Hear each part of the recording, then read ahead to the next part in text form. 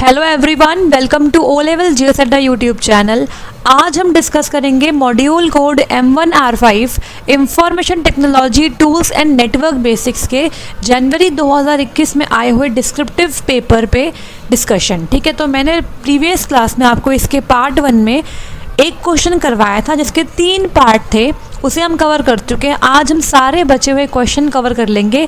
इस क्लास का main motive क्या है कि आपको क्वेश्चंस का आइडिया मिल जाए किस टाइप से आपको क्वेश्चंस वहाँ पे मिलने वाले हैं और कुछ आपका थ्योरी पोर्शन इस क्लास की हेल्प से कवर हो जाए। ठीक है, तो स्टार्ट करेंगे। मैं बहुत फास्ट पढ़ाऊंगी ताकि कम टाइम में हम ज़्यादा से ज़्यादा क्वेश्चन कवर कर सकें और आपको कम टाइम में अच्छा कंटेंट मिल सके। ठीक है, तो क्लास को स्टार्ट करेंगे। आज मॉड्यूल कोड M1R5 का आपकी लास्ट क्लास है बिकॉज कल आपका एग्ज़ाम है, तो सभी को आपके एग्ज़ाम के लिए ऑल द बेस्ट। अच्छे से एग्ज़ाम दे के आना है। ठीक है, और इससे पहले मैंने ऑब्जेक्टिव पार्ट के लिए MCQ की एक क्लास बनाई थी, मैराथन क्लास। ठीक है, उसे आप ज़रूर से देख लेना। वो 2 घंटे की क्लास है, मैराथन क्लास। वो आपको काफ़ी हेल्प करेगी बिकॉज मैंने पूरे सिलेबस के जितने भी आपके चैप्टर्स हैं उनके क्वेश्चंस उसमें इंक्लूड करे हैं। ठीक है, तो वो क्लास काफ़ी हेल्पफुल होगी। और उसके बाद डिस्क्रिप्टिव पेपर का पार्ट 1 और ये इसका पार्ट 2 है। इन दोनों को कर लोगे तो काफ़ी हद तक आपका जो भी कंसेप्ट है वो क्लियर हो जाएगा और डेफिनेटली आप इस एग्ज़ाम को क्लियर करके आओगे। ठीक है, तो स्टार्ट करेंगे क्वेश्चन नंबर 5 के ए पार्ट के साथ। Draw an internal diagram of computer system and explain in brief the application of various components. तो यहाँ पे आपको कंप्यूटर सिस्टम का इंटरनल डायग्राम बनाना है और उसके कंपोनेंट्स को एक्सप्लेन करना है। ठीक है, तो देखते हैं यहाँ पे क्या है। देखो, आप जानते हो कंप्यूटर सिस्टम का जो इंटरनल डायग्राम है वो किस पर बेस्ड है, आपके CPU के डायग्राम के ऊपर। ठीक है, तो यहाँ पे देखो CPU is central processing unit consist of the following features. तो यहाँ पे जो CPU है जिसे हम बोलते हैं ब्रेन ऑफ द कंप्यूटर, उसके फीचर्स यहाँ पे गिवन है। देखो बेसिकली CPU क्या होता है, जो आप देखते हो मॉनिटर होता है, उसके साथ में जो ब्लैक बॉक्स रखा होता है वो CPU नहीं होता, वो होता है सिस्टम यूनिट। क्या होता है वो? System unit. हम उस ब्लैक बॉक्स को CPU बोलते हैं, ऐसा नहीं होता है। वो सिर्फ कैबिन होता है। उस कैबिन के अंदर आपको क्या मिलता है? प्रोसेसर। जो आपका प्रोसेसर है ना वो एक्चुअली में आपका CPU है। इस बात को याद रख लेना, आपका जो प्रोसेसर होता है ना वही आपका CPU है। वो पूरा ब्लैक कलर का बॉक्स CPU नहीं होता है।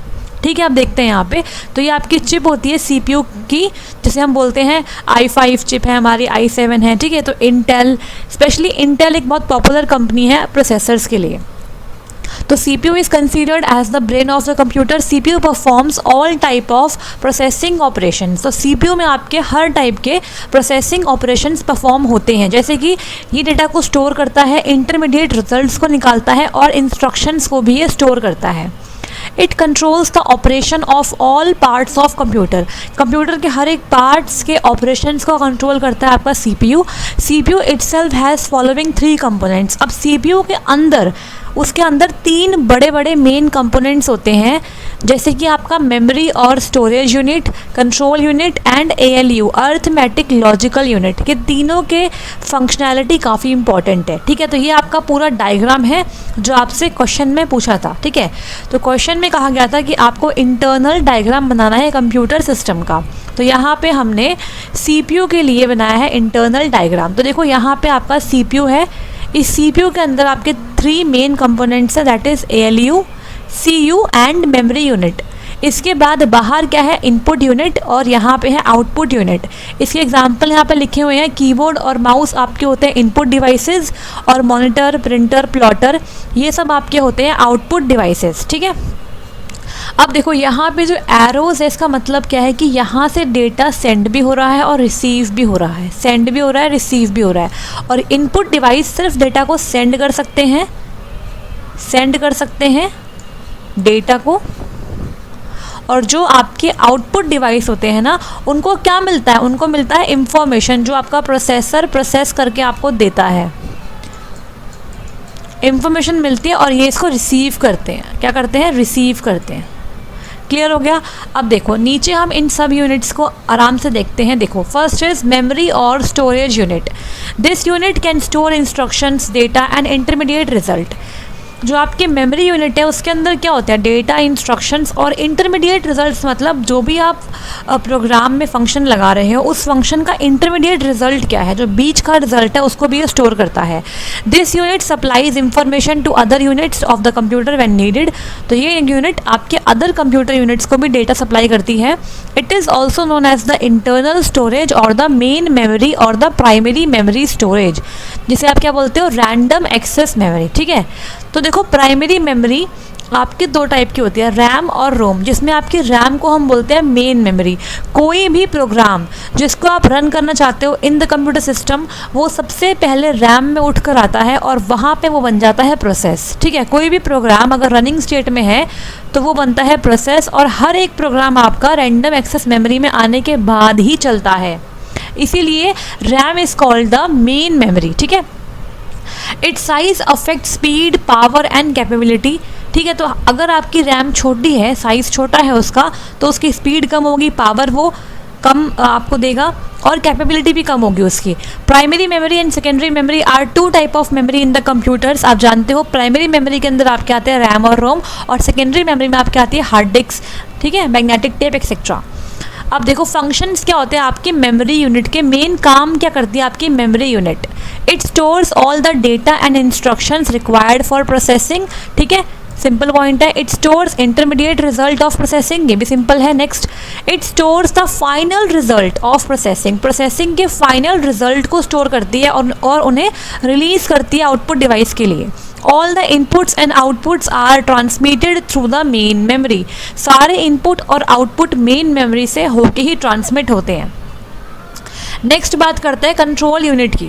This unit controls the operations of all parts of the computer but does not carry out any actual data processing operations. सबसे इंपॉर्टेंट लाइन है यहाँ पे देखो, जो कंट्रोल यूनिट है ना, ये खुद तो कोई काम नहीं करती है, कोई भी एक्चुअल डेटा प्रोसेसिंग ये नहीं करती है, डेटा पे ये कोई काम नहीं करती है। बस इसका जो मेन काम है वो ये है कि कंप्यूटर के जो बाकी पार्ट्स हैं ना, उन पार्ट्स के ऑपरेशन को कंट्रोल करना। ये टाइमिंग सिग्नल और कंट्रोल सिग्नल जनरेट करती है और आपके कंप्यूटर के बाकी पार्ट्स को सिंक्रोनाइज करने में हेल्प करती है। ठीक है, खुद ये एक्चुअली में कोई भी डेटा प्रोसेसिंग ऑपरेशन नहीं करती है। अगर आपको ये दिखा मिल जाता है कि भाई CPU जो होती है वो कोई भी डेटा प्रोसेसिंग ऑपरेशन परफॉर्म नहीं करती, इज इट ट्रू और फॉल्स, तो ये क्या है आपका ट्रू है। ठीक है, अब नेक्स्ट देखो इसके फंक्शंस क्या क्या होते हैं। तो it is responsible for controlling the transfer of data and instructions among other units of the computer. ठीक है, next is it manages and coordinates all the units of the computer. Next, it obtains the instructions from the memory, interprets them and directs the operation of the computer. तो ये instructions को memory से read करती है, उनको interpret मतलब समझती है उनका मतलब क्या है, और उसके बाद जिसको भी जो भी काम चाहिए, मतलब जिस पर्टिकुलर डिवाइस को कोई भी रिसोर्स चाहिए वो इसे प्रोवाइड करवा देती है। तो बेसिकली ये मान लो आपके स्कूल का एक प्रिंसिपल है जो हर एक टीचर को अपनी अपनी क्लास में असाइन कर रहा है, ऐसे मान लो। It communicates with input output devices for transfer of data और results from the storage. Next, it does not process और स्टोर डेटा। सबसे इंपॉर्टेंट लाइन है यहाँ पे, जिसको मैं ज़्यादा हाईलाइट कर रही हूँ, मतलब वो इम्पॉर्टेंट है। ठीक है, नेक्स्ट देखो क्या है यहाँ पे, अरिथमेटिक लॉजिकल यूनिट। ये वो यूनिट है जो आपके मैथमेटिकल जो आपके प्रॉब्लम्स हैं उनको सॉल्व करती है, जो कैलकुलेशंस है वहाँ पर ये काम करती है, अरिथमेटिक का बेसिकली संभालती है ये, और साथ में लॉजिक को भी। ठीक है, तो this unit consist of two sub sections, namely arithmetic section और द लॉजिक सेक्शन। तो दो सेक्शन यहाँ पे होते हैं, इसकी फुल फॉर्म भी इंपॉर्टेंट है। अब देखो, पहला है आपका अरिथमेटिक सेक्शन, दूसरा है आपका लॉजिक सेक्शन।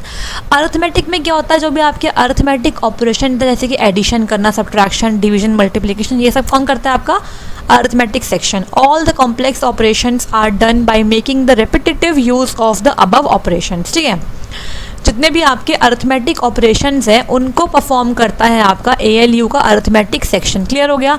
नेक्स्ट क्या है आपका लॉजिक सेक्शन। यहाँ पे क्या होता है, function of logic section is to perform the logical operations. जो लॉजिकल ऑपरेशंस होते हैं जहाँ पर डेटा को कंपेयर करते हैं, सिलेक्ट करते हैं, मैच करते हैं, मर्ज करते हैं, वो सब काम करने के लिए आपका ALU का लॉजिक सेक्शन रिस्पॉन्सिबल है। तो आपको ALU के दोनों सेक्शन की फंक्शनैलिटी अच्छे से पता होनी चाहिए। ठीक है, अब मैं आगे बढ़ रही हूँ। Next input and output device, तो मैंने हर एक यूनिट को इस डायग्राम की यहाँ पे जो है इनको डिस्कस कर लिया है। अभी हमने ये 3 कर लिए, अब हम इनपुट और आउटपुट को भी देखने वाले हैं, ठीक है।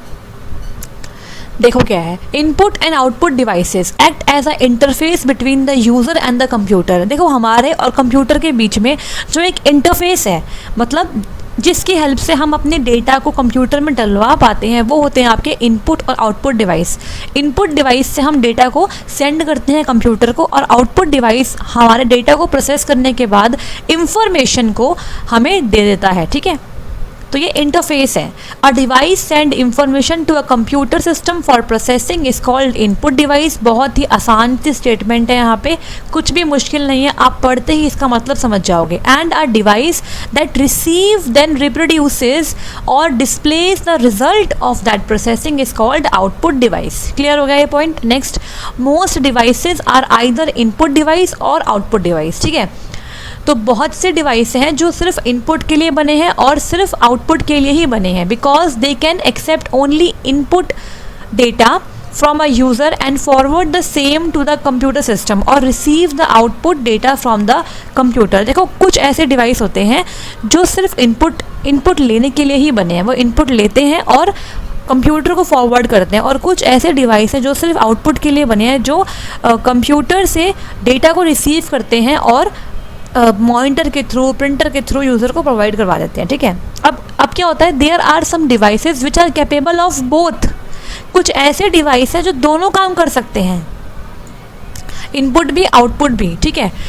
तो यहाँ पे देखो, these type of devices are called as the IO devices. IO मतलब इनपुट भी करते हैं आउटपुट भी करते हैं, उन्हें बोलते हैं इनपुट आउटपुट डिवाइसेस। और एक चीज़ और है, इनपुट आउटपुट डिवाइसेस को आप पेरिफेरल्स भी कहते हो। भाई ये बहुत इंपॉर्टेंट लाइन है, इसे मैं अलग कलर से हाईलाइट करूँगी, ठीक है। इनपुट एंड आउटपुट डिवाइसेस को आप बोलते हो पेरिफेरल्स।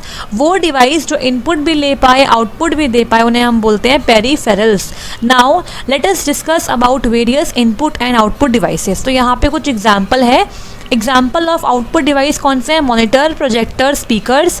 और एग्जाम्पल ऑफ इनपुट डिवाइस आपके keyboard, mouse, microphone, OMR, OCR और MICR। इन तीनों की full form I want in the comment section, ठीक है। इन तीनों की फुल फॉर्म मुझे कमेंट सेक्शन में चाहिए। और एक चीज़ और, स्पीकर और माइक्रोफोन में काफ़ी बच्चे कंफ्यूज होते हैं, तो याद रखना स्पीकर आपका आउटपुट देता है और माइक्रोफोन आपके इनपुट को लेता है, ठीक है।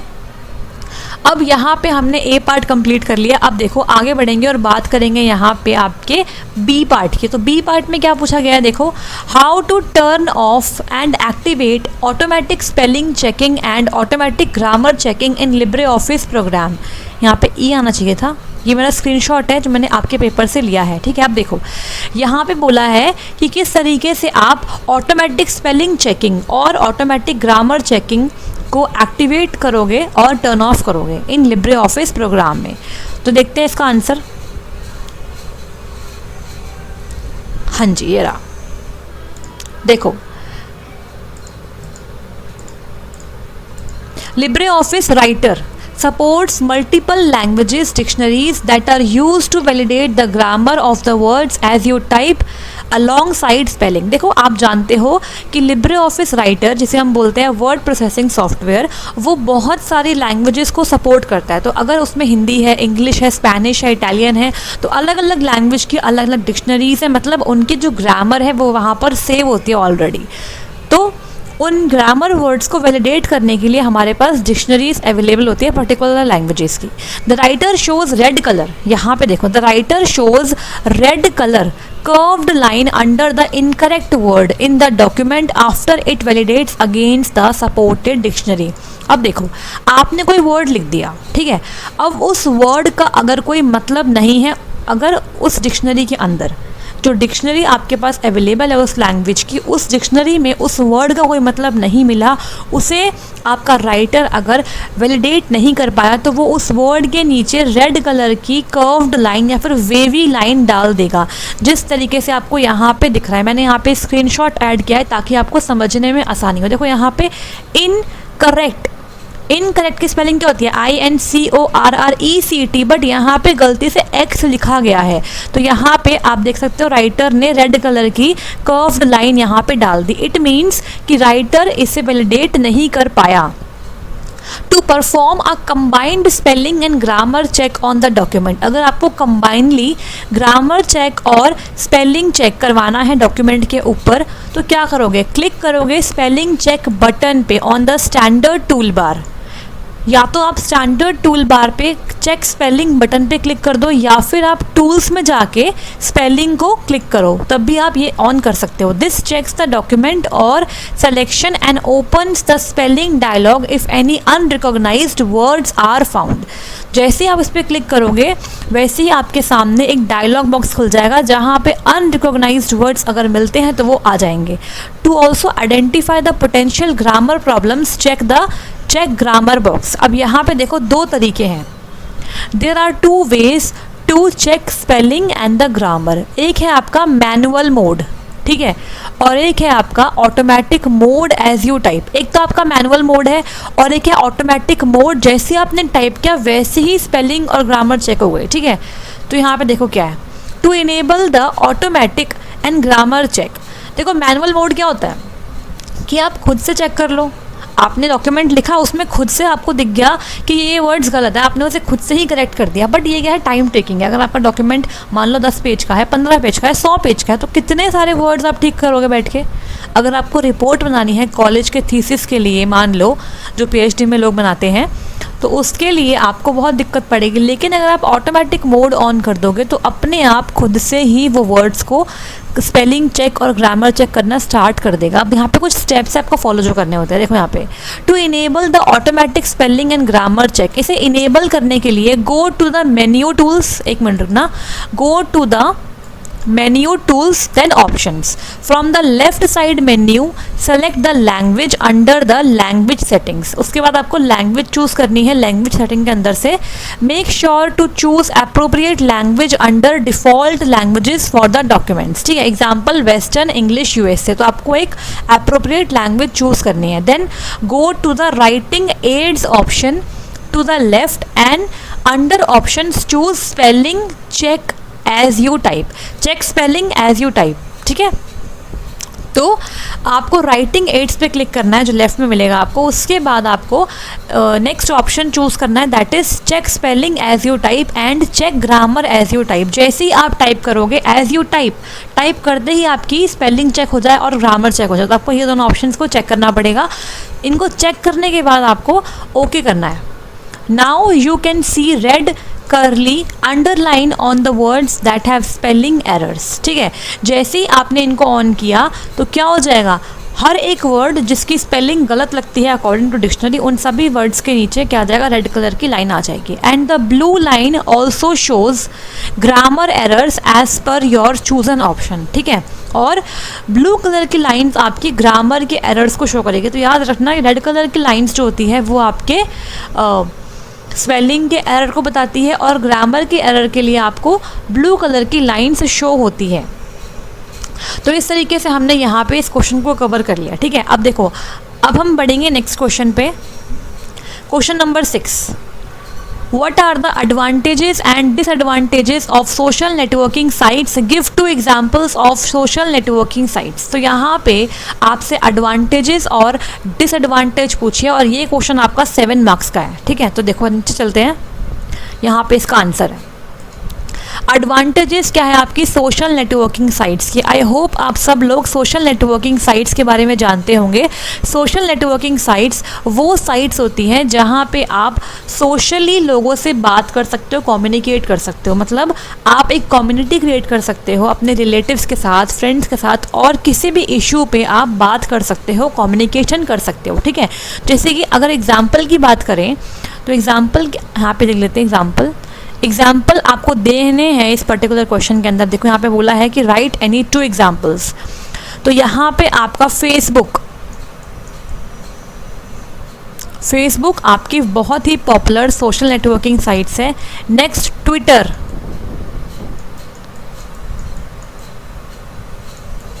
नेक्स्ट आपका इंस्टाग्राम,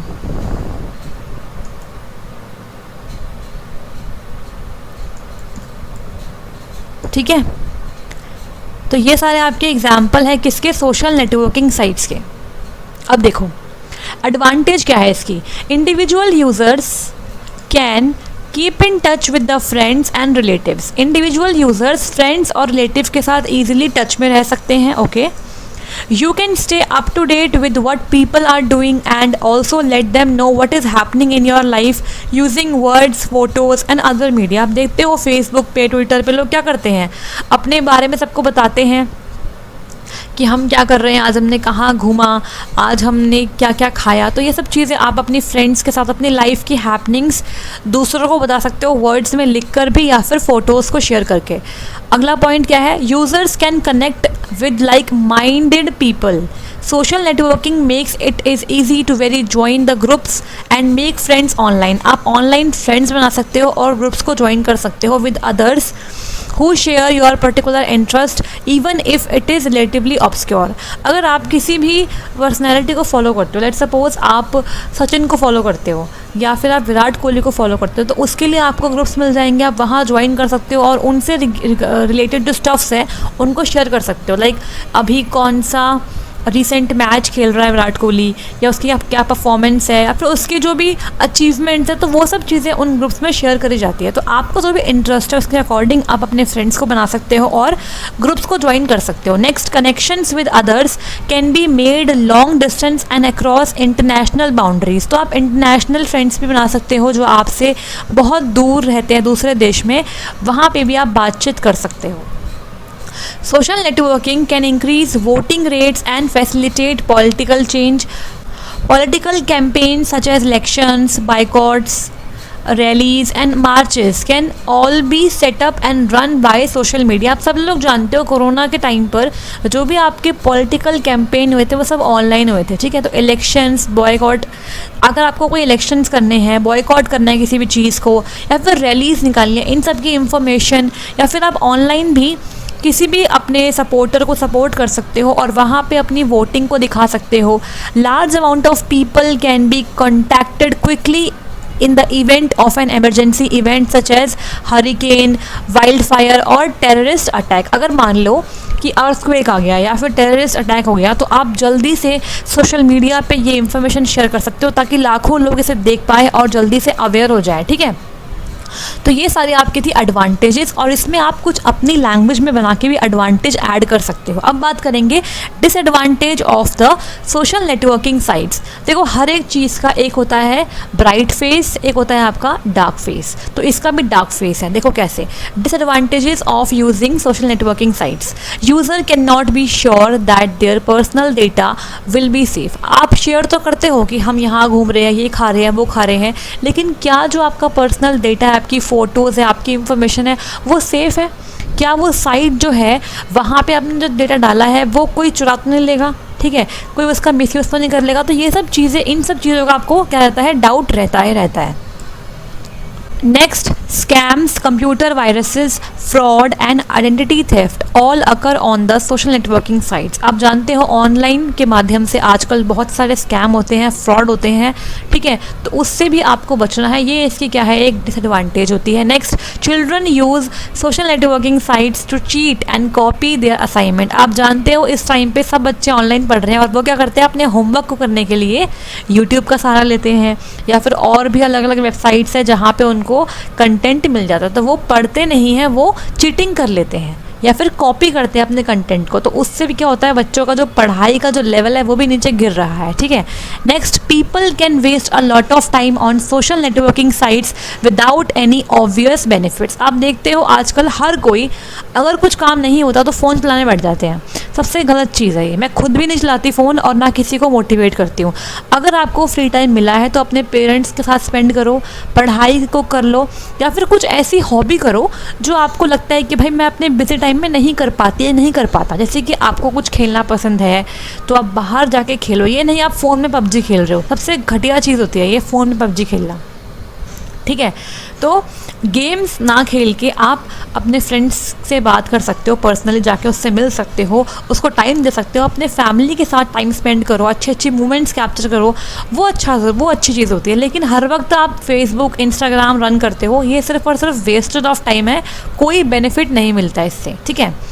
अब देखो, their work, career, study, social life and even physical health can suffer as a result. अब सब लोग जानते हो, जो लोग फ़ोन में लगे रहते हैं हर वक्त, उनकी आई साइट कितनी वीक हो जाती है, उनको कितनी सारी प्रॉब्लम हो जाती है, बैक एक होता है, हेड एक होता रहता है, और उनको ये नहीं पता होता कितना खाना खाना है, किस टाइम खाना खाना है। तो इससे बहुत चीज़ें इफ़ेक्ट करती है। तो बीइंग योर गाइड, मैं आपको यही बोलूँगी कि आप इन सब चीज़ों को अवॉइड करें, ठीक है। हल्का फुल्का आप इंटरेक्ट करो फेसबुक इंस्टाग्राम, लेकिन सिर्फ और सिर्फ एक इन्जॉयमेंट के पर्पज से। पूरे दिन आप इसी पे लगे रहोगे तो बाकी सब कब करोगे, है ना। Next, businesses using networking run the risk of making a fox pass or worse and undetermining the brand। बिल्कुल सही बात है ये, ठीक है। Next is terrorism and hate groups use the sites to promote their views and recruit the new members। जो भी आतंकवाद फैलाते हैं वो लोग क्या करते हैं, गंदे गंदे ग्रुप बनाते हैं जिसके अंदर वो धमकी भरे मैसेजेस सेंड करते हैं और लोगों को उकसाते हैं कि वो लोग भी टेररिज्म की तरफ अट्रैक्ट हो जाएं, ठीक है, कि भाई ये चीज़ गलत है, ये धर्म ख़राब है, ऐसी ऐसी बातें फैलाते हैं ताकि जो भी जो नए स्टूडेंट्स हैं, जो नए पीढ़ी के बच्चे हैं, वो भी इन सबको करने के लिए मोटिवेट हो। तो ये बहुत गलत चीज़ है और सोशल नेटवर्किंग साइट्स इसका बहुत ही इजी टारगेट है, वो सबसे पहले इसे को टारगेट करते हैं, ठीक है। तो यहाँ पे हमने बहुत सारे एडवांटेज और डिसएडवांटेज डिस्कस कर ली है। आई होप आपको समझ में आ गए होंगे। इस तरीके से आप अपनी लैंग्वेज में इस क्वेश्चन को लिख सकते हो। कुछ क्वेश्चन डेफिनेटली आपको ऐसे मिलेंगे जहाँ पे आप अपनी लैंग्वेज से आंसर को बना पाओगे। Next is how to manage disk partitions on Windows using the inbuilt disk management tool. अब इस क्वेश्चन को मैं आपको पढ़ाऊँगी कुछ स्क्रीनशॉट्स के साथ ताकि आपको याद करने में आसानी हो जाए, ठीक है। ये सिर्फ आपके याद करने के लिए मैंने स्क्रीनशॉट्स डाले हैं। एग्ज़ाम में आप ऑब्वियसली स्क्रीनशॉट्स नहीं लिख पाओगे, बना पाओगे, आपको सिर्फ कंटेंट लिख के आना है। तो आप एक बार समझ लोगे, एक बार देख लोगे ना अपनी आंखों से, तो आपको याद रहेगा एग्ज़ाम टाइम पे। तो यहाँ पे डिस्क के अंदर पार्टीशंस कैसे करते हैं विंडोज़ ओएस के ऊपर using the inbuilt disk management tool, ये देखते हैं हम। देखो, डिस्क मैनेजमेंट होता क्या है, पहले तो ये देखते हैं। Disk management is a built in tool in Windows. It enables the users to view and manage the installed drive in their computer and the partitions related with those drives. ठीक है, आप जानते हो आपके कंप्यूटर में C drive होती है, D drive होती है, ई ड्राइव होती है, ठीक है। तो ये ड्राइव्स होती हैं और इनके अलग अलग पार्टीशंस हैं। देखो, आपकी हार्ड डिस्क तो एक ही होती है ना, लेकिन उसके अंदर आपने अलग अलग लोकल डिस्क बना रखी होती है, सी ड्राइव, ई ड्राइव, है ना, डी ड्राइव, तो ये सब होती हैं। तो डिस्क मैनेजमेंट आपका एक बिल्ट इन टूल है विंडोज़ का, जिसका इस्तेमाल करके आप व्यू कर सकते हो और मैनेज कर सकते हो अपने इंस्टॉल ड्राइव को और उनके पार्टीशंस को भी। With the help of disc management, एक minute, you can create partition, format partition, extend partition, shrink partition and delete partition and also change drive later। तो यहाँ पे आप ये सारे फंक्शनैलिटीज़ को परफॉर्म कर सकते हो। पार्टीशन क्रिएट कर सकते हो, फॉर्मेट कर सकते हो, एक्सटेंड कर सकते हो, श्रिंक कर सकते हो मतलब छोटा कर सकते हो, डिलीट कर सकते हो और ड्राइव का लेटर CDE इसको चेंज भी कर सकते हो। It can satisfy common demands of the users and is convenient for the users to use, so it is widely used by the user. आप सब लोग जानते हो कि लोकल डिस्क CDE आपके ड्राइव्स की क्या होती है, पार्टीशन होते हैं। Next is accessing disk management. कैसे हम डिस्क मैनेजमेंट को एक्सेस कर पाएंगे? The quickest way to launch the disk management tool is by typing the partition into search box in the control panel or start menu। अगर आपको disc management tool को access करना है तो दो तरीके हैं, या तो आप स्टार्ट मेन्यू पर लिख दो पार्टीशन टाइप करके सर्च बॉक्स में, या फिर आप कंट्रोल पैनल में लिख दो पार्टीशन सर्च बॉक्स के अंदर, तो आपको डिस्क मैनेजमेंट टूल खुल के मिल जाएगा। Just click the create and format hard disk partition. आपको इस पर क्लिक करना है, create and format hard disk partition, ये ऑप्शन मिलेगा और उसके बाद आपका जो भी ये सिस्टम है खुल जाएगा। ठीक है, देखो इस तरीके से आपके सामने create and format hard disk partition पे क्लिक करोगे। देखो मैंने कंट्रोल पैनल पे गई, यहाँ पे टाइप किया पार्टीशन और इसके बाद ये ऑप्शन आ गया create and format hard disk partition. इस पर क्लिक किया, we will see a window divided in the 2 panes. आपको एक विंडो मिलेगी, इसको क्लिक करने के बाद जो नीचे यहाँ पे दिख रही है, जो आपके 2 अलग अलग पेन्स में डिवाइड है। The top pane shows you a list of partitions referred to as volumes and the bottom one shows your graphical representation of your storage device. तो इस तरीके से आपको इस पर क्लिक करने के बाद आपको ये वाला कंप्यूटर मैनेजमेंट करके एक अलग से विंडो खुल जाएगी, जहाँ पे आपकी जो विंडो है वो 2 हिस्सों में डिवाइड है। पेन का मतलब यहाँ पे 2 अलग अलग हिस्से हैं। फर्स्ट ये वाला हिस्सा है, एक मिनट,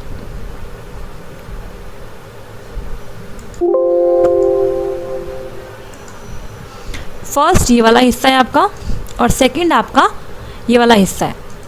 तो फर्स्ट हिस्से के अंदर आप क्या देख पा रहे हो, यहाँ पे आपको लिस्ट मिल रही है आपके पार्टीशंस की, मतलब आपकी वॉल्यूम होती है ना, सी वॉल्यूम, डी वॉल्यूम ये वाली, और बॉटम में आपको ग्राफिकल रिप्रेजेंटेशन की हेल्प से आपकी कितने कौन से ड्राइव में कितनी स्टोरेज आ गई है ये बताते हैं। देखो यहाँ पे लिखा भी हुआ है, एक मिनट रुकना, देखो यहाँ पे CDE ड्राइव लिखा हुआ है, सारी NTFS टाइप की। अब यहाँ पे देखो, यहाँ पे C ड्राइव में इतना GB ये फुल है, ठीक है, हेल्दी है सिस्टम आपका।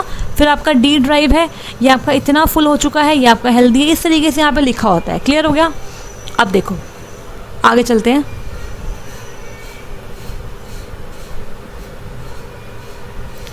मैनेजिंग डिस्क पार्टीशन, किस तरीके से आप डिस्क पार्टीशन को मैनेज करेंगे।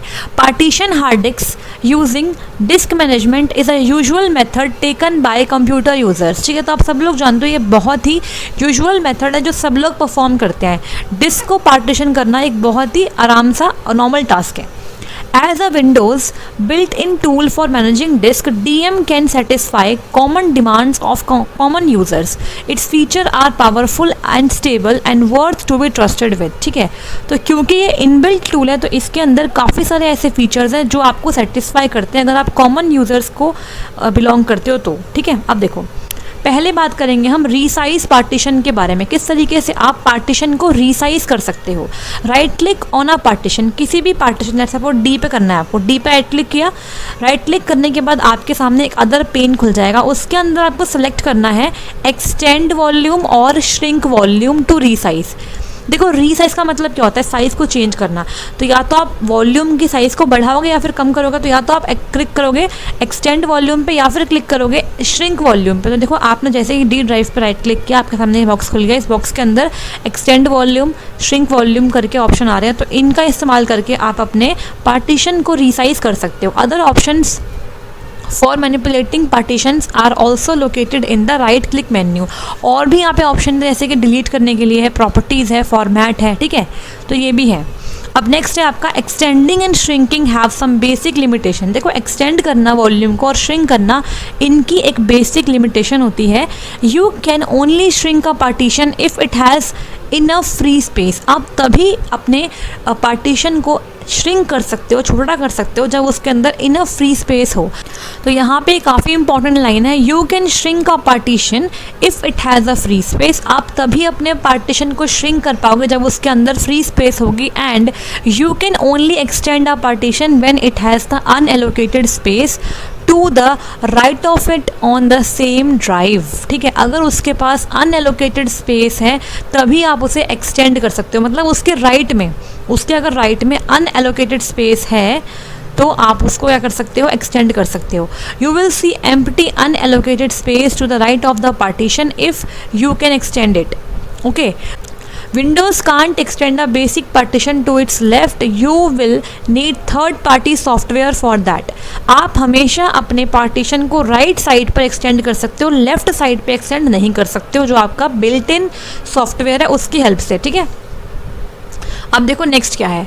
नेक्स्ट यहाँ पे आप इसे एक्सटेंड भी कर सकते हो वॉल्यूम को। अब देखो, for shrink volume you can not shrink a volume beyond the point where any unmovable files are located. ठीक है, तो श्रिंक करने के लिए भी एक लिमिटेशन होती है कि आप एक पॉइंट तक ही श्रिंक कर सकते हो, जहाँ तक आपकी अनमूवेबल फाइल्स लोकेटेड है, उसके बियॉन्ड नहीं कर सकते।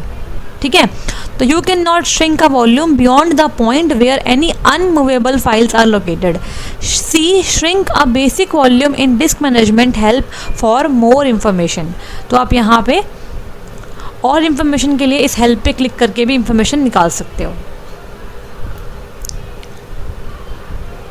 अब देखो यहाँ पे है create partition. Once we shrunk a partition, you can use the free unallocated space after shrinking to create the another partition। ठीक है, एक बार आपने पार्टीशन को श्रिंक कर दिया तो आप अब अनएलोकेटेड फ्री स्पेस को यूज़ करके अलग से नया पार्टीशन भी क्रिएट कर सकते हो। Just right click inside the unallocated space and select new simple volume. ठीक है, यहाँ पे हमने श्रिंक किया था डी को, यहाँ पे हमने MB में साइज़ बता दिया है जो भी आपको चाहिए और उसके बाद श्रिंक कर दिया। अब श्रिंक करने के बाद आप क्रिएट पार्टीशन करके न्यू वॉल्यूम को सिंपली बना सकते हो। ठीक है, तो इस तरीके से आप यहाँ पे देखो राइट क्लिक करोगे ना अनएलोकेटेड स्पेस पे इस तरीके से, तो आपको न्यू सिंपल वॉल्यूम का ऑप्शन मिलेगा और इस पर क्लिक करके आप न्यू वॉल्यूम को क्रिएट कर पाओगे। We will see the new simple volume wizard which guides you through setting a size for the partition, assigning a drive letter and formatting it with a file system. तो इस पर click करके आपको पूरा एक guide मिल जाएगा एक wizard के साथ, जिसमें आपको बताएंगे कैसे आपको साइज सेट करना है, एक लेटर सेट करना है और कैसे फॉर्मेटिंग करनी है। ठीक है, देखो इस तरीके से ये आपका है welcome to new simple volume wizard. फिर नेक्स्ट पे क्लिक करोगे आप यहाँ पे, तो इस तरीके से आप न्यू वॉल्यूम बना लोगे। अब है delete partition. You can also right click a partition and select delete volume to delete the partition and free up the space को free करने के लिए। This option deletes every single file on the partition.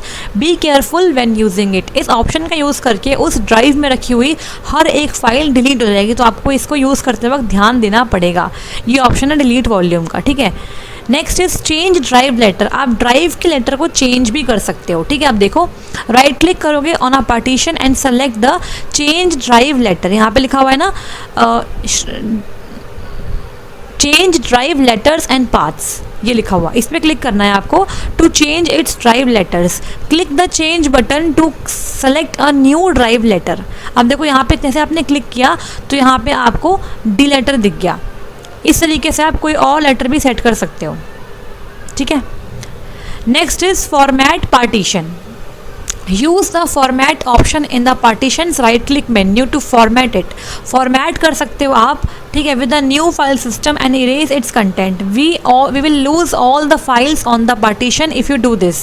तो इसको करने से भी आप सारी फाइल्स को लूज़ कर दोगे। तो फॉर्मेट हमने कर दिया ई को, इस तरीके से ये आपका जो भी इसमें फाइल्स है वो सारी ख़त्म हो जाएंगी, डिलीट हो जाएंगी। ठीक है, you can also format the partitions by right clicking them in the Windows Explorer and selecting the format option. ठीक है, इस तरीके से आप कर सकते हो। तो यहाँ पे देखो विंडोज़ एक्सप्लोरर में आप जाके राइट क्लिक करके फॉर्मेट पे क्लिक करके भी फॉर्मेट कर सकते हो। तो दो तरीके होंगे आपके फॉर्मेट करने के पार्टीशंस को, ऐसे करो या फिर उस तरीके से करो। Although disc management can help you to manage your partitions, there is a limitation when you want to extend your partition। ठीक है, extend करने के लिए एक limitation होती है। It is well acknowledged that expanding your system drive is extremely important if you don't want to disturb by low disk space। अगर आपको low disk space से बचना है तो आपको definitely अपने पार्टीशन को एक्सटेंड करने की ज़रूरत पड़ सकती है। ठीक है, तो इस तरीके से हमने डिस्क मैनेजमेंट में अपने पार्टीशंस को क्रिएट करना और डिलीट करना, फॉर्मेट करना, ये सब चीज़ें देख ली है। ठीक है, आई होप आपको ये वाला क्वेश्चन भी क्लियर हो गया होगा। अगर कोई डाउट है तो आप आज जल्दी से पूछ लेना ताकि मैं आपको रिप्लाई करके समझा दूँ। ठीक है, अब इसी क्वेश्चन का एक लास्ट पार्ट बचा है हमारा, वो ये है, क्या है देखते हैं, ये रहा। डिफ्रेंशिएट बिटवीन लैन, वैन एंड मैन। बहुत ही पॉपुलर क्वेश्चन है ये, लैन, वैन और मैन में डिफरेंस क्या होता है। तो यहाँ पे स्टार्ट करते हैं अपना नेक्स्ट सोल्यूशन सी। देखो LAN stands for Local Area Network. It is a group of network devices that allow the communication between the various connected device। ठीक है, तो बेसिकली क्या है, आप ग्रुप ऑफ नेटवर्क डिवाइस को आपस में कनेक्ट कर रहे हो ताकि वो कम्युनिकेट कर पाए। Private ownership has control over the local area network rather than the public. तो जो प्राइवेट कंपनी होते हैं या फिर घर वगैरह होते हैं हम लोगों के, वो लोग ज़्यादातर लैन को यूज़ करते हैं। पब्लिक डोमेन में आपके लैंड्स बहुत ही कम यूज़ होते हैं। ठीक है, LAN has a very short propagation delay. याद कर लेना, लैन की प्रोपोगेशन डिले बहुत कम होती है मैन से एज वेल एज वैन से भी। मतलब यहाँ पे डिले बहुत ही कम होती है, बिकॉज काफ़ी शॉर्ट रेंज है इसलिए डिले कम होती है, टाइम बहुत ही कम लगता है। It covers the smaller area such as colleges, schools, hospital. तो ये स्मॉल एरिया में काम करती है, एक बिल्डिंग के अंदर, एक कॉलेज के अंदर, ठीक है, एक घर के अंदर, इस तरीके से ये काम करती है, बहुत ही शॉर्ट रेंज होती है इसकी। Next is man.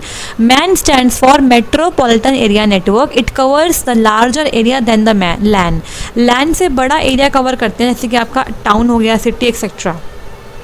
आप ये मान लो जो आपके घरों में केबल लगी होती है ना, सेटअप बॉक्स, उस केबल का जो कनेक्शन होता है ना, वो आपका एक मैन है, बिकॉज वो एक सिटी को कवर करता है, ठीक है, तो वो आपके लैन से बड़ा नेटवर्क होता है। मैन कनेक्ट्स टू और more computers that reside within the same और कम्प्लीटली डिफरेंट सिटीज़, ठीक है, तो कम्प्लीटली डिफरेंट सिटीज़ वाले कंप्यूटर को भी ये जोड़ पाता है। MAN is expensive definitely and should और might not be owned by one organization. तो इसे एक ऑर्गेनाइजेशन बहुत ही रेयर होता है कि वो उसे ओन करें, मतलब ये 2-3 ऑर्गेनाइजेशंस के साथ ही मिलके ओन किया जाता है। नेक्स्ट इज वैन। सबसे बड़ा नेटवर्क है आपका। वैन stands for wide area network. It covers a larger area than the land as well as the MAN, such as the country और द कॉन्टिनेंट को कवर करते हैं ये। वैन is very expensive and should और might not be owned by single organization. Obviously वैन के लिए तो बहुत सारी ऑर्गेनाइजेशन इकट्ठे ही इसे ओन करती है, इकट्ठे ऑन करती है, ताकि वो एक बड़ा नेटवर्क हैंडल कर पाए। PSTN और satellite medium is use for wide area network, ठीक है, सैटेलाइट्स का यहाँ पे यूज़ किया जाता है।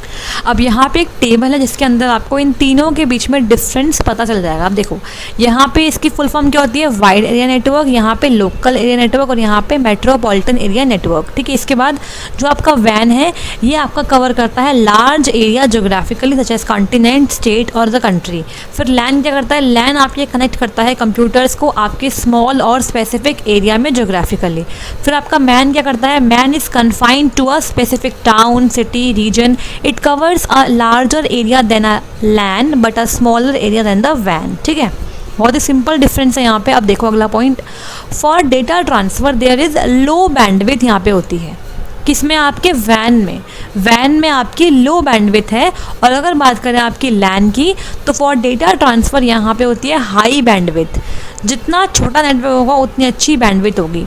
और यहाँ पे बात करते हैं मैन की, तो यहाँ पे मॉडरेट बैंडविड्थ होती है। Next is it will typically have a distributed ownership model, मतलब यहाँ पे एक से ज़्यादा ऑर्गेनाइजेशन उसे ओन कर रही होती है। फिर यहाँ पे it is typically owned by individual और अ ऑर्गेनाइजेशन, तो यहाँ पे एक इंडिविजुअल भी ओन कर सकता है या फिर एक कंप्लीट ऑर्गेनाइजेशन भी इसे ओन कर सकती है। और it can be owned bye publicly और प्राइवेटली भी हो सकता है। Next is a WAN network will have a larger coverage area that can range up to आपके 1 lakh kilometre and in some cases stretches globally और ओवर इंटरनेशनल बॉर्डर्स। तो इसका जो एरिया है कवरेज का वो बहुत ही बड़ा होता है। A LAN network is limited between 100 से 1000 मीटर ही कवर कर पाता है आपका LAN. MAN network is will usually stretch up to 100 kilometre, ठीक है। तो एक सिटी और एक टाउन का जो एरिया होता है वो ये कवर अप कर पाता है। लास्ट पॉइंट है आपके 2, देखो, it cost more to set up a वैन देन अ लैन और अ मैन। ऑब्वियसली जितना बड़ा एरिया होगा उतना ही आपका कॉस्ट लगेगा उस सेटअप करने के अंदर। यहाँ पे आपका लो कॉस्ट है बिकॉज कम ही रेंज में आपको नेटवर्क बनाना पड़ता है। यहाँ पे मॉडरेट कॉस्ट है आपकी सेटअप की। With a WAN you can get lower speeds of data transfer of 10 to 20 Mbps। तो यहाँ पे स्पीड कम मिलती है, आपको 10 से 20 Mbps मिलती है। With a WAN you can get the higher speed। आप जानते हैं कि आपके जो घर में लगे होते हैं वाईफाई, उनकी स्पीड कितनी अच्छी होती है बिकॉज वो शॉर्ट एरिया कवर करते हैं, ठीक है। तो वहाँ पे आपको 10, 100 और 1000 Mbps तक मिल सकता है। और सबसे फास्ट क्या आपका ईथरनेट होता है। With a MAN you can get speeds of 100 Mbps, ठीक है। तो इस तरीके से हमने इन तीनों के बीच में डिफरेंस कर लिया। मैं ऑब्वियसली थोड़ा फास्ट पढ़ा रही हूँ बिकॉज कल आपका पेपर है, इसलिए मैं जल्दी आपके साथ इंपॉर्टेंट टॉपिक डिस्कस करना चाहती हूँ जो आपके एग्जाम में पूछे गए थे, इसीलिए मैं फास्ट पढ़ा रही हूँ। अगर आपको लग रहा है कि बहुत ज़्यादा फास्ट हो गया तो आप वीडियो को पॉज करके कंटेंट को पढ़ सकते हो और फिर कंटिन्यू कर सकते हो, ठीक है। अब हम आगे बढ़ेंगे और बात करेंगे यहाँ पे क्वेश्चन नंबर 8 की। Explain how slide transition is used in the PPT. तो यहाँ पे आपको बताना है स्लाइड ट्रांजिशन को आप कैसे पीपीटी में यूज़ करते हो, ये होता क्या है। तो स्टार्ट करते हैं यहाँ पे ट्रांजिशंस के साथ। देखो, slide transitions are the effect that take place between the slides when slides change in a presentation. आप इसको ऐसे मान लो, आपने एक पीपीटी बनाई है, उस पीपीटी में 4 स्लाइड है।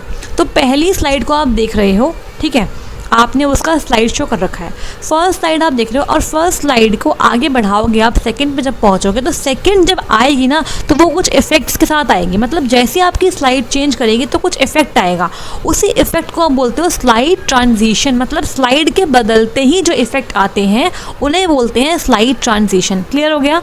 अब देखो, transitions can add a professional look to a slide show, smoothing the change over between slides.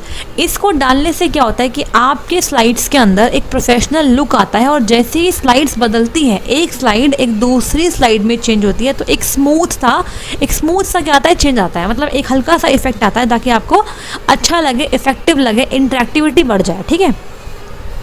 Transitions can be applied to individual slides भी हो सकता है और सारी स्लाइड्स ऑफ प्रेजेंटेशन पे भी आप ट्रांजिशंस को लगा सकते हो। तो ये भी इंपॉर्टेंट लाइन है कि ट्रांजिशन को आप सिर्फ इंडिविजुअल स्लाइड्स पे भी लगा सकते हो और आप चाहो तो सारी स्लाइड्स पे भी लगा सकते हो। अब देखो कैसे ऐड करते हैं ट्रांजिशंस को। In the side bar select the slide transition icon. तो इस तरीके से आपको स्लाइड ट्रांजिशन का आइकन मिलेगा to open the slide transition section. तो आपको साइड बार में स्लाइड ट्रांजिशन आइकन पे क्लिक करके स्लाइड ट्रांजिशन सेक्शन को ओपन करना है। उसके बाद in the slides pane, slides के पेन के अंदर सेलेक्ट करनी है आपको वो वाली स्लाइड या फिर सारी slides to apply the transition. ठीक है। Next, in the side bar select one of the available transition. अब आपको यहाँ से एक ट्रांजिशन को चूज़ करना है, कौन सा इफेक्ट आप उस पर लगाने वाले हो। When you click in a transition you preview the effect in impress work space. ठीक है। तो आप जानते हो कि लिब्रे ऑफिस इम्प्रेस में हम कम काम करते हैं प्रेजेंटेशन के ऊपर, स्लाइड्स के ऊपर। तो आप जो भी ट्रांजिशन का ऑप्शन चूज़ करोगे वहाँ पर आपको ऑप्शन मिलेगा प्रिव्यू द इफेक्ट। तो आप उसका एक बार लुक देख सकते हो किस तरीके से ये आपको दिखने वाला है। ठीक है। तो बेसिकली एक एग्जाम्पल के तौर पे आपको प्रीव्यू दिखाया जाता है उस पर्टिकुलर ट्रांजिशन के लिए। अब आप मॉडिफाई कर सकते हो selected transition by changing the speed और एडिंग अ साउंड। आप चाहो तो उस ट्रांजिशन में साउंड लगा सकते हो या फिर उस ट्रांजिशन की स्पीड को कम ज़्यादा कर सकते हो। In the modify transition section के अंदर जाके if you decide to play a sound during transition select a sound from the sound list. अगर आपको ट्रांजिशन के दौरान साउंड को भी प्ले करना है तो आप साउंड लिस्ट में जाके साउंड को चूज़ कर सकते हो। ठीक है। If sound is selected the loop until next sound option becomes active। जो भी कंटेंट आपका बोल्ड में है वो आपके लिए इंपॉर्टेंट है। ठीक है। जैसे ही आपने साउंड चूज़ करी आपका लूप अंटिल नेक्स्ट साउंड वाला ऑप्शन अपने आप से ही एक्टिव हो जाएगा। Select this option to play the sound repeatedly until another sound start. तो आपको इस ऑप्शन को चूज़ करके प्ले करनी है अपनी साउंड को ताकि नेक्स्ट साउंड स्टार्ट होने तक ये चलती रहे। If there are no subsequent sound in your slideshow, the selected sound will play continuously for the remainder of the show। अगर आपने सिर्फ एक ही साउंड लगाई है पूरी स्लाइड शो के लिए तो वो एक ही साउंड बजेगी। अदरवाइज अगर आपने कुछ स्लाइड्स पे कोई और साउंड लगाई और कुछ पे कोई और तो वो अलग अलग बजना स्टार्ट हो जाएंगे। ठीक है। इसके बाद नेक्स्ट पॉइंट देखो क्या है। Select how to advance to next slide, manually on mouse click और ऑटोमेटिकली आफ्टर। अब देखो, एक स्लाइड से दूसरी स्लाइड पे जाने के लिए क्या तो आप अपने माउस के बटन को क्लिक कर सकते हो मैनुअली या फिर आप चाहो तो ऑटोमेटिकली टाइमिंग सेट कर सकते हो कि किस स्लाइड पे आपको कितनी देर रुकना है। If you select a automatic advance, you can specify how long the slide remains visible before it automatically advances to the next slide। तो अगर आपने यहाँ पे चूज़ किया है ऑटोमेटिकली एडवांस का ऑप्शन तो यहाँ पे आपको टाइमिंग सेट करनी पड़ेगी कि कितने टाइम के लिए वो स्लाइड विजिबल रहेगी अगली स्लाइड में चेंज होने तक के टाइम तक। ठीक है। If you want the transition to apply to all the slides, click on apply to all slides। ठीक है। Next, if the automatic preview checkbox is marked, the effect of the selected transition is immediately displayed in the work area। अगर आपने automatic preview के checkbox पे click कर रखा है तो आपको तभी के तभी वो जो आपका इफेक्ट है वो आपके वर्क एरिया पे दिखाई दे जाएगा। You can replay the effect at any time by clicking the play button. आप उसे बार बार रिप्ले करके भी देख सकते हो, ठीक है। अब देखो इस तरीके से आप यहाँ पे क्लिक करोगे, आपका ऑप्शन है स्लाइड ट्रांजिशन का, यहाँ पे आपको सारी ट्रांजिशंस मिल जाएंगे, जैसे कि wipe, wheel, random bars, box, fade, dissolve, push, ठीक है। इसके बाद आप यहाँ से इसकी साउंड लगा सकते हो, टॉप बॉटम कर सकते हो, स्पीड कर सकते हो, ऑन माउस क्लिक और ऑटोमेटिक आफ्टर कर सकते हो, और उसके बाद आप यहाँ पे apply transition to all the slides, ये आपका ऑटोमेटिक प्रीव्यू का बटन है, और प्ले करके आप बार बार इसको प्ले करके चेक कर सकते हो, ठीक है। अब यहाँ पे किस तरीके से आपको रिमूव करना है ट्रांजिशंस को। To remove a transition select the slides from where you want to remove. पहले आप वो स्लाइड्स सेलेक्ट करो जो आपको रिमूव करने, जहाँ पर आपने ट्रांजिशंस को, उसके बाद आप सेलेक्ट कर दोगे none transition in the slide transition pen.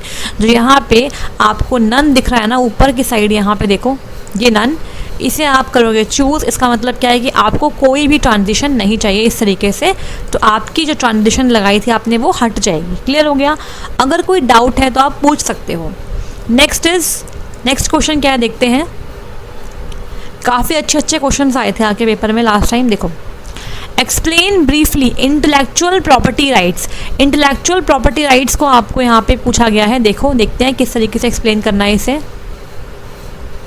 देखो, intellectual property refers to creations of the mind such as inventions, literary and artistic works, design and symbols, names and images used in the commerce। देखो, intellectual property का मतलब क्या होता है? वो property जो आपने क्रिएट करी है। मान लो आपने कोई इन्वेंशन करी है, या फिर आपकी माइंड की कोई क्रिएशन है, आपने कोई डिज़ाइन बनाया है, कोई आर्टिस्टिक वर्क किया है, कोई सिंबल है, कोई इमेज है, वो ऐसे इन्वेंशंस जो कि आप कहीं ना कहीं यूज़ कर पा रहे हो उसे, तो वो आपकी होती है इंटेलेक्चुअल प्रॉपर्टी, ठीक है। अब देखो, आईपी इसकी क्या है, शॉर्ट फॉर्म है। IP is protected in law by, for example, patents, copyright and trademarks which enable the people to earn recognization और financial benefit from what they invent और क्रिएट। अगर मान लो किसी पर्सन ने कोई इन्वेंशन करी है जो काफ़ी अच्छी है सबके लिए, तो वो उसे पेटेंट करवा सकता है, उसका कॉपीराइट ले सकता है, उसको एक ट्रेडमार्क दे सकता है, और उसके बाद वो उससे नाम कमा सकता है और फाइनेंशियल बेनिफिट्स भी ले सकता है, ठीक है। By striking the right balance between the interest of innovators and the wider public interest, तो उस इंसान को दोनों चीज़ का ध्यान रखना है कि जो इनोवेटर्स है उनका इंटरेस्ट भी मेंटेन रहे, और साथ साथ जो पब्लिक है जो इसको लेना चाहती है उनको भी आराम से वो मिल पाए। The IP system aims to foster an environment in which the creativity and innovation can flourish, ठीक है।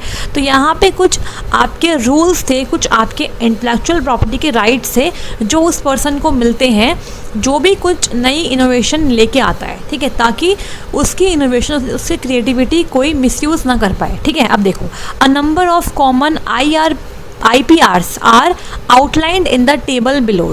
तो यहाँ पे कुछ कॉमन आपके इंटेलेक्चुअल प्रॉपर्टी राइट्स हैं जो काफ़ी इंपॉर्टेंट है। First is patent. A patent protects an invention. It gives the holder an exclusive right to prevent others from selling। देखो, आप जानते हो कि अगर बात करें शूज़ की, तो देखो रीबॉक के शूज़ होते हैं, आपके स्पार्क के शूज़ होते हैं, तो अलग अलग कंपनी के शूज़ होते हैं। तो हर एक कंपनी का क्या है, हर एक कंपनी ने अपने प्रोडक्ट को पेटेंट करवा लिया है कि वो हमारा है, ताकि कोई और उसे उस नाम से बेच ना पाए और प्रॉफिट ना कमा पाए, ठीक है। तो making and using the patent invention for certain period, typically 20 years from the filing date. तो इस तरीके से पेटेंट करने से आपकी जो इन्वेंशन है उसे प्रोटेक्शन मिल जाती है। Next is copyright. Copyright protects the expression of literary और आर्टिस्टिक वर्क। देखो, यहाँ पे कॉपीराइट हम करते हैं किसका, किसी भी एक्सप्रेशन ऑफ लिटरेरी का और आर्टिस्टिक वर्क का। Protection arises automatically giving the holder the exclusive right to control adaptation और द रिप्रोडक्शन, ठीक है। आपको अगर किसी चीज़ का कॉपीराइट मिल गया है तो मतलब क्या है कि वो आपका है, आप उसे कॉपी नहीं, अगर कोई उसे कॉपी करता है तो आप उसके ऊपर केस कर सकते हो, ठीक है। Next is trademarks. A trademark is a distinctive sign which is use to distinguish the product और services of one business from the others. Trademark क्या होता है, एक सिंबल, ठीक है। तो आप जानते हो कि हर एक कंपनी का एक ट्रेडमार्क होता है जो उसे दूसरे बिजनेस से अलग बनाता है, कि भाई हमारा ये लोगो है, हमारा ये सिंबल है, और इस सिंबल को अब कोई भी यूज़ नहीं कर पाएगा अपने प्रोडक्ट के लिए, ठीक है। तो trademarks are often closely link to brands. Obviously brand जो होती है उसी से ही आपका जुड़ाव होता है ट्रेडमार्क का। Next is design, protect the form of outward appearance और aesthetic style of the object, does not protect functionality or unseen internal design elements। तो ये सिर्फ आपके बाहर की आउटवर्ड अपीयरेंस को बचा पाता है, लेकिन जो इंटरनल डिज़ाइन एलिमेंट्स है उसको नहीं बचा पाता, ठीक है। Next is database, database right prevents copyright of substantial part of database. The protection is not over the form of the expression of information but of the information itself, but in many other aspects database right is similar to copyright.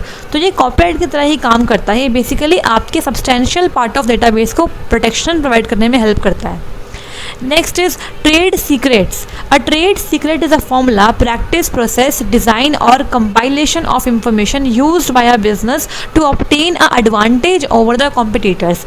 आपका कोई, देखो हर एक trade का ना एक secret होता है जो आप किसी के साथ शेयर नहीं करना चाहते हो, जिसे आप डिस्क्लोज नहीं करना चाहते हो, ठीक है, जो आपकी कॉम्पिटिटर्स के लिए कंपटीशन को बना के रखता है। देखो हर एक अच्छी चीज़ के पीछे एक ना एक राज होता है, एक ना एक होता है सीक्रेट जो आप नहीं खोलना चाहते, बिकॉज अगर आपने उसे खोल दिया तो आपके जो कॉम्पिटिटर है वो भी उसको यूज़ करेंगे और फिर कॉम्पिटिशन क्या बचेगा, ठीक है। Trade secrets are by definitions not disclosed to the world at large. तो इनको आप डिस्क्लोज नहीं करते सबके सामने, ठीक है। तो इस तरीके से ये सारे आपके इंटेलेक्चुअल प्रॉपर्टी के राइट्स हैं। आई होप आपको समझ में आ गया होगा। अब हम आगे बढ़ेंगे और बात करेंगे यहाँ पे इसके नेक्स्ट पार्ट की, और यहाँ पे इसका लास्ट पार्ट क्या है, write the steps to add watermark in LibreOffice Writer. LibreOffice Writer में आप किस तरीके से वाटर मार्क को ऐड कर सकते हो।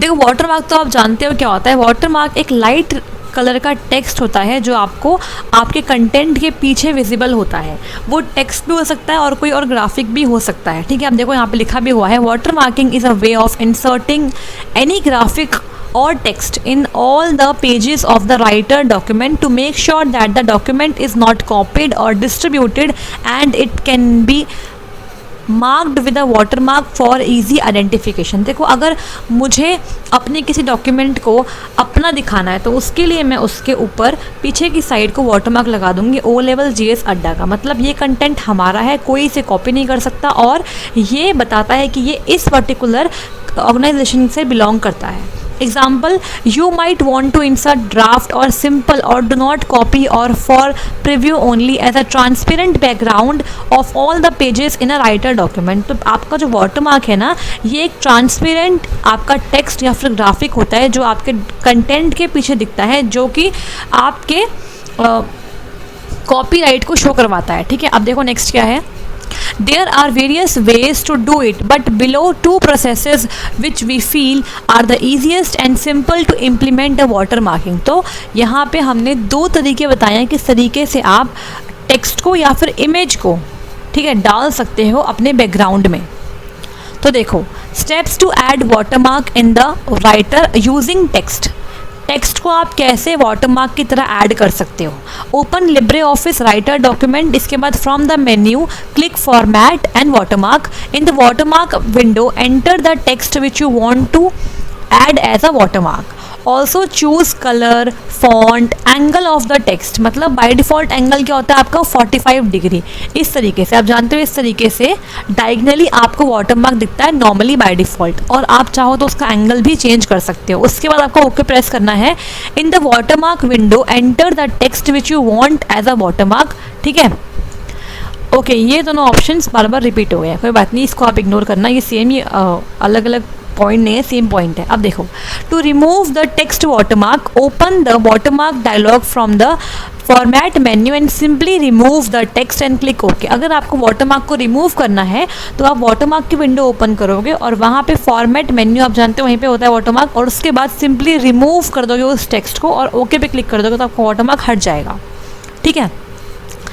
नेक्स्ट पॉइंट क्या है आपका, steps to add watermark in the Writer using the image. तो इमेज के साथ आप किस तरीके से वाटरमार्क को ऐड कर सकते हो। तो देखो यहाँ पे क्या है, before you begin you need an image. Obviously अगर आपको इमेज लगानी है तो आपको इमेज चाहिए पहले, तो इमेज आपको चाहिए, ठीक है, showing the text draft or sample or any text you want.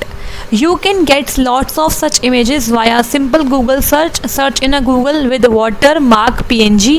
इस तरीके से आपको काफ़ी सारी मिल जाएंगी images. Open the LibreOffice Writer document where you want to implement the watermark. जिस भी डॉक्यूमेंट पे आपको वाटरमार्क लगाना है उसे ओपन करेंगे एंड देन क्लिक करेंगे मेन्यू पे, ठीक है, और फिर क्लिक करेंगे format and then page. In the area tab आपको बिटमैप सेक्शन पे क्लिक करना है and under bitmap list click on the add import button. तो आपको उसके बाद ऐड और इम्पोर्ट बटन पे क्लिक करना है। सेलेक्ट करेंगे उस इमेज को for the watermark and click करेंगे open. Give any name for the external bitmap name window, ठीक है, फिर यहाँ पे नाम दोगे। While the uploaded image is selected in the bitmap list under options and style, choose custom positioning size and position as center। जो भी आपने इमेज गूगल से डाउनलोड करी है वो जब तक आपके बिटमैप लिस्ट में ऐड होती है, ठीक है, जो आपने नाम दिया उस नाम से ऐड होगी वो, और जब तक आप क्या कर सकते हो, चूज़ कर सकते हो custom positioning size and position as centre, ठीक है, इस तरीके से सेट कर सकते हो इसको। On the transparency tab, select the transparency mode as 50% transparent। Obviously आपको वाटरमार्क को सिर्फ आधा ही दिखाना होता है, ठीक है।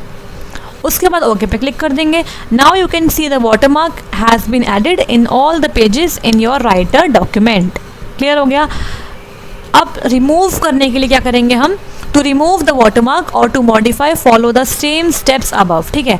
तो आप ऊपर के स्टेप्स को दोबारा फॉलो करेंगे और इसके बाद आप क्या करोगे, उसे रिमूव कर पाओगे, ठीक है। अब हम आगे बढ़ेंगे और लास्ट क्वेश्चन हमारा रह गया है, वो आपका क्या है, write the short notes on any 3। तो आपको 5 दिए, यहाँ पे आपको किसी 3 पर शॉर्ट नोट्स लिखने हैं। Option A is virtual reality. तो बात करते हैं आपके ऑप्शन ए के साथ। तो यहाँ पे आपकी है वर्चुअल रियलिटी। अभी होती क्या है, virtual reality is a artificial environment that is created with software and presented to the user in such a way that the user suspends believe and accept it as a real environment. आपने देखा होगा virtual reality का use करके आजकल काफ़ी सारी games बन रही है जिसमें आपको ऐसा लगता है कि आप उस रियल एनवायरनमेंट में ही बैठ के उस गेम को खेल रहे हो, लेकिन ऐसा नहीं होता है। आप वर्चुअली उसको यूज़ कर रहे होते हो और आप इमेजिन करते हो कि आप उसी गेम में हो और उस तरीके से आप वहाँ पे मूव कर रहे हो, वहाँ पे आप टास्क परफॉर्म कर रहे हो, ठीक है।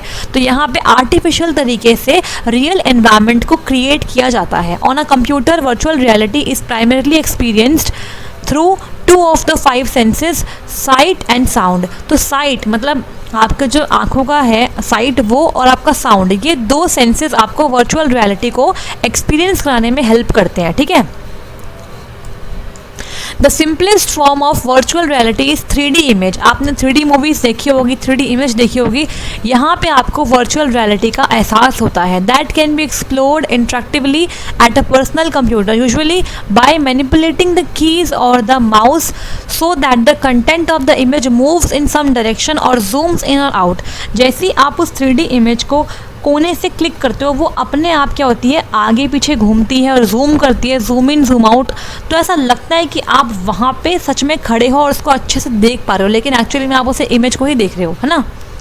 More sophisticated efforts involve such approaches as wrap around display screens, actual rooms augmented with the wearable computers, haptics device that lets you feel the display images, ठीक है। अब virtual reality can be divided into, यहाँ पे देखो, first is the simulation of the real environment for training and education, ठीक है।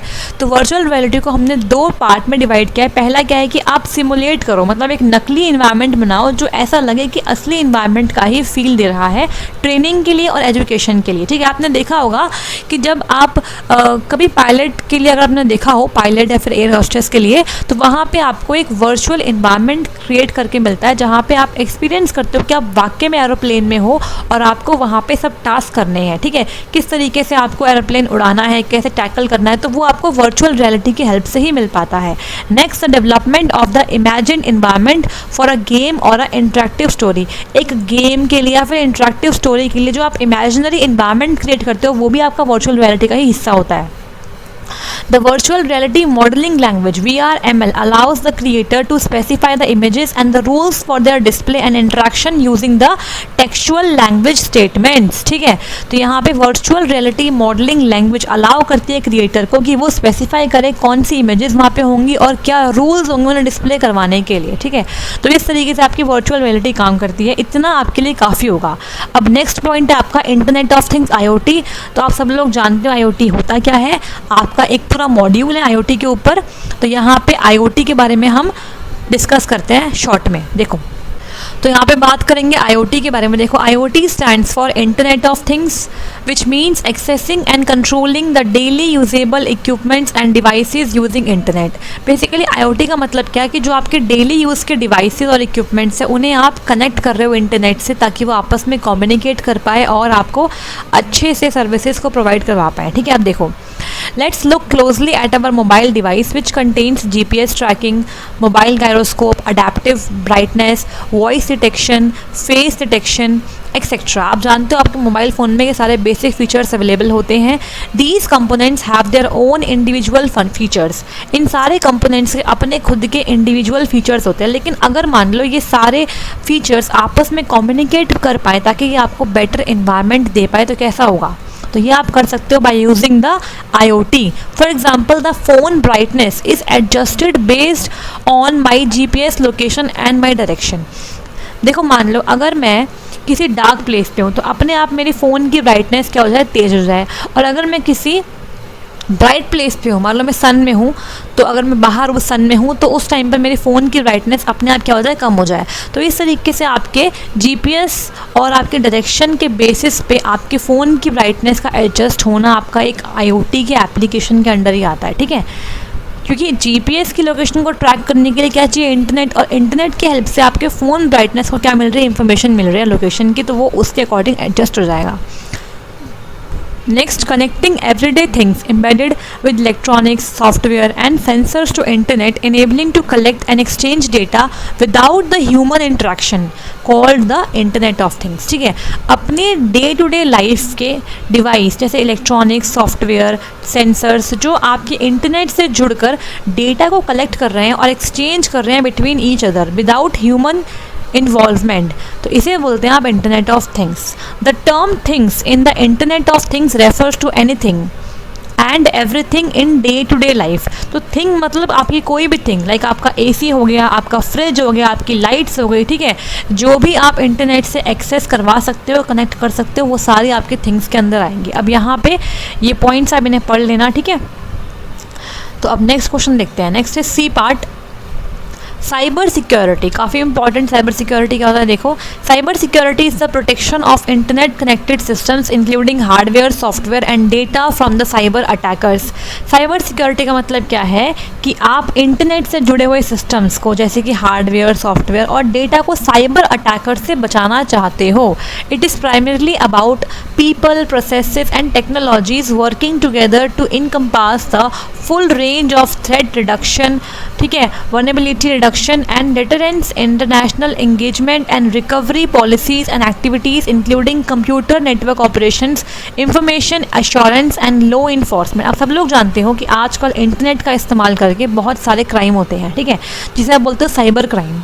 तो उनको रिड्यूस करने के लिए आपको साइबर सिक्योरिटी को यूज़ करना पड़ेगा, और बहुत सारी ऐसी एजेंसीज़ हैं जो आज रन कर रही है इसी के लिए, ठीक है। अगर मान लो आप इंटरनेट का इस्तेमाल करके कोई फ्रॉड करते हो या फिर किसी के साथ भी कोई भी गलत एक्टिविटी करते हो, तो उसको चेक करने के लिए, मान लो अगर आप टेररिज्म फैला रहे हो इंटरनेट की हेल्प से, या फिर आप कुछ भी ऐसी चीज़ें कर रहे हो जिसके अंदर हमारे देश की सुरक्षा खतरे में है, तो उस केस में आपको साइबर सिक्योरिटी का इम्प्लीमेंटेशन करना ही पड़ेगा। It is the body of technologies, processes and practices design to protect the networks, devices, programs and data from the attack, theft. ठीक है, आपका डेटा चोरी ना हो जाए, उस पर अटैक ना हो जाए और कोई उसे अनऑथराइज एक्सेस ना कर ले, इसके लिए हमने साइबर सिक्योरिटी को बनाया है। और इसको आप एक चीज़ और बोल सकते हो क्या, इंफॉर्मेशन टेक्नोलॉजी सिक्योरिटी। ठीक है, अब यहाँ पे सारे पॉइंट्स हैं, इन्हें आराम से पढ़ लेना, वीडियो को रोक कर इन्हें पढ़ लेना, बिकॉज टाइम कम है और मुझे क्लास जल्दी वाइंड अप करनी है, इसलिए मैं फास्ट पढ़ा रही हूँ। इन पॉइंट्स को आप अच्छे से पढ़ लेना ताकि आपको कंटेंट मिल जाए अपने एग्जाम में लिखने के लिए। ठीक है, next is option number D क्या है आपका, देखो तो यहाँ पे आपका option QR code and its application. तो देखते हैं QR कोड क्या है और इसकी एप्लीकेशन क्या है। देखो QR कोड को आप बोलते हो क्विक रिस्पॉन्स कोड। आप सब लोग जानते हो QR कोड क्या होता है, ये एक टाइप ऑफ बार कोड होता है जो ईजिली रीड हो जाता है किससे, आपके डिजिटल डिवाइसेस से, and which stores the information as a series of the pixel in a square shaped grid. देखो इस तरीके से आपका होता है QR code, square shaped grid है जिसके अंदर सीरीज ऑफ पिक्सल्स के अंदर आपकी इंफॉर्मेशन स्टोर होती है। आप जानते हो UPI आप करते हो, तो UPI करने के लिए आपको क्या करना पड़ता है, पेटीएम, फ़ोनपे के लिए क्या करते हो, पहले QR कोड को स्कैन करते हो, तभी तो अपने वेंडर को आप पेमेंट कर पाते हो। तो उस QR कोड में उस वेंडर की सारी इंफॉर्मेशन, उसका बैंक डिटेल, ठीक है, उसका नाम, उसके जो भी डिटेल्स होती है वो उसके अंदर फीड अप होती है ताकि आप उसको पेमेंट कर पाओ। QR codes are frequently use to track the information about the products in a supply chain and often used in marketing and advertising campaigns. ठीक है, तो बेसिकली ये आपके प्रोडक्ट की सारी इंफॉर्मेशन को ट्रैक करता है और मार्केटिंग और एडवर्टाइजिंग कैंपेन्स में इसका बहुत यूज़ होता है। QR codes are considered as advancement from older unidimensional bar codes. तो पहले आपके जो यूनिडायमेंशनल बार कोड्स आते थे उससे ज़्यादा बढ़िया है आपका QR codes, and were approved as a international standard in 2000 by ISO ने इसे इंटरनेशनल स्टैंडर्ड अप्रूव कर दिया था। ठीक है, इन द ईयर 2000। अब यहाँ पे इसकी फिगर है, इस तरीके से दिखता है, आप सब लोग जानते हो। यहाँ पे इसकी एप्लीकेशंस है, मैं सारी एप्लीकेशंस नहीं पढ़ूंगी इन डिटेल में, बस आपको ऊपर से पॉइंट्स बता दूंगी। देखो पहला पॉइंट्स क्या है आपका, QR code for cashless payment. ठीक है, ऑनलाइन पेमेंट करते हो आप यूजिंग QR कोड, तो उसके लिए ये काफ़ी हेल्पफुल होता है और ईजिली आप अपने स्मार्टफोन से पेमेंट कर सकते हो कैशलेस। ठीक है, next is social media. Social media पे भी आप देखते हो QR कोड होते हैं, जैसे कि आपका फेसबुक, स्नैपचैट, ठीक है, ट्विटर। आप देखते हो कि आप व्हाट्सएप वेब यूज़ करते हो तो स्कैन करना पड़ता है आपको कोड, और फिर आप व्हाट्सएप वेब को अपने लैपटॉप में भी रन कर सकते हो, तो इससे भी आपको काफ़ी फैसिलिटी मिल जाती है। ठीक है, next is tracking the performance matrix. तो यहाँ पे आप परफॉर्मेंस को चेक करने के लिए भी QR कोड का इस्तेमाल कर सकते हो। ठीक है, ये आपकी कंपनी का जो भी परफॉर्मेंस है उसको स्कैन कर सकता है और आपको बेटर स्ट्रैटेजी बनाने में हेल्प कर सकता है। Next is QR code on packaging. आप जानते हो पैकेजिंग पे भी QR कोड होते हैं, जैसे कि आप चिप्स के पैकेट देख लो या फिर कोई और पैकेट देख लो, जहाँ पे आपको सारी इंफॉर्मेशन मिल जाती है कि इस पैकेट के अंदर कितनी एनर्जी है, कितना कोलेस्ट्रॉल है, ठीक है, क्या क्या इसमें यूज़ किया गया है। तो काफ़ी कुछ आपको हेल्प करता है उस प्रोडक्ट को ख़रीदने के लिए। मतलब अगर आपको मान लो कोई डाउट है तो आप उस QR कोड को क्लिक करके चेक कर सकते हो कि क्या इस पैकेट के अंदर कुछ ऐसी चीज़ तो नहीं है जो आपके लिए हार्मफुल है, तो ये आपको काफ़ी हेल्प करता है। ठीक है, अब लास्ट रह गया हमारा, वो आपका है ब्लॉकचेन टेक्नोलॉजी। तो ये भी काफ़ी इंपॉर्टेंट टेक्नोलॉजी है और काफ़ी अपकमिंग टेक्नोलॉजी है। अब देखो ब्लॉकचेन क्या होता है। Blockchain is a constantly growing ledger that keeps a permanent record of all the transactions that have taken place in a secure, ठीक है, chronological and immutable way। तो ये एक constantly growing ledger है जो आपके सारे परमानेंट रिकॉर्ड को रखता है, आपके ट्रांजैक्शंस के जो भी सिक्योर, क्रोनोलॉजिकल और इम्यूटेबल वे में हुए हैं। It can be use for the secure transfer of money, property and contracts. ठीक है, तो अगर आपने कोई मनी ट्रांसफ़र किया है, कोई प्रॉपर्टी के लिए कुछ किया है या कॉन्ट्रैक्ट साइन किया है, तो उसके लिए आपको एक परमानेंट रिकॉर्ड अगर मिल जाएगा तो वो काफ़ी हेल्प करता है, वो आपको ब्लॉकचेन देता है without requiring a third party intermediate such as the bank और गवर्नमेंट। बैंक और गवर्नमेंट की हेल्प के बिना ही आप ये सब चीज़ें कर सकते हो। Blockchain is a software protocol but it could not be run without the internet. ठीक है, तो आपको इंटरनेट का इस्तेमाल करना पड़ेगा इस पर्टिकुलर सॉफ्टवेयर को रन करने के लिए। Blockchain is a constantly growing ledger. ठीक है, तो यहाँ पे क्या है, इन हर एक वर्ड्स का मीनिंग क्या है, एक्सप्लेन्ड है। देखो, what is the meaning of ledger? इसका मतलब क्या होता है, it is a file that is constantly growing. मतलब इसके अंदर जो ट्रांजेक्शन्स की एंट्री है वो परमानेंटली चेंज होती रहती है, बढ़ती रहती है, ग्रो करता रहता है। ये परमानेंट का मतलब क्या होता है, it means once the transaction goes inside a blockchain you can put up it permanently in the ledger, वो परमानेंटली वहाँ पे सेव हो जाएगी। Next, secure blockchain placed information in a secure way. ठीक है, सिक्योर तरीके से आपकी इंफॉर्मेशन को प्लेस करती है। It's use is very advanced cryptography to make secure ensure that the information is locked inside the blockchain। मतलब जो भी इंफॉर्मेशन है वो आपकी लॉक्ड रहेगी, कोई और इंट्रूडर उसको यूज़ नहीं कर पाएगा। Next is chronological. इसका मतलब क्या होता है, every transaction happen after the previous one. मतलब एक ऑर्डर में प्रीवियस डेट पहले रहेगी, उसके बाद न्यू डेट उसके नीचे आती रहेगी। तो इस तरीके से मतलब कि जो डेट बीत गई है उसके आगे आपके टुडे की डेट आएगी, फिर आपके टुमारो की आएगी। तो जो आपका ऑर्डर है डेट्स का, उसी ऑर्डर में आपकी ट्रांजैक्शंस भी आती रहेगी in the chronological order, previous से लेके न्यू की तरफ। ठीक है, प्रीवियस टू न्यू आपकी ट्रांजैक्शंस फिल होती रहेंगी। Last point is immutable. It means as you build all the transactions onto the blockchain this ledger can never be changed। ये immutable है, इसको चेंज करना नामुमकिन है। अगर आपने जो ट्रांजैक्शन है वो बिल्ड करी है ब्लॉकचेन पे तो उसको चेंज करना बिल्कुल पॉसिबल नहीं है, वो कभी चेंज नहीं हो सकती। ठीक है, next is a blockchain is a chain of the blocks which contains the information each block records all the recent transactions and once completed goes into the blockchain as a permanent database। ठीक है, अगर आपकी जो transactions है वो complete हो गई है तो वो परमानेंटली स्टोर हो जाती है आपके डेटाबेस के अंदर। Each time a block gets completed a new block is generated. जैसे ही आपका ब्लॉक कंप्लीट हो जाएगा वैसे ही आपका न्यू ब्लॉक अपने आप ही जनरेट कर जाएगा। ठीक है, तो ये आपका होता है blockchain technology. I hope so आपको ये सब कुछ समझ में आ गया होगा और आपको आज की क्लास पसंद आई होगी। आप इस क्लास को फास्ट करके देख लीजिएगा ताकि आपको कम टाइम में बहुत सारे कंसेप्ट क्लियर हो जाए। ठीक है, तो अब लास्ट में आप सबको क्या करना है, विश करना है ऑल द बेस्ट। आपको अच्छे से अपना एग्ज़ाम दे के आना है ताकि आप अच्छे नंबर से इस एग्ज़ाम को क्रैक कर पाओ। और कोई डाउट हो तो आप इसी कमेंट बॉक्स में कमेंट करके पूछ सकते हो। इससे पहले आप पार्ट 1 देख लेना, ये पार्ट 2 है, और मैराथन क्लास देख लेना M1 R5 की, काफ़ी हेल्प मिल जाएगी आपको। सो मिलेंगे अब कल और बात करेंगे किस तरीके से आपका पेपर आया है और डिस्कस करेंगे उसके आंसर की को। So all the very best, सबको अच्छा एग्ज़ाम दे के आना है और एग्ज़ाम को क्लियर करके आना है। ठीक है, थैंक यू सो मच।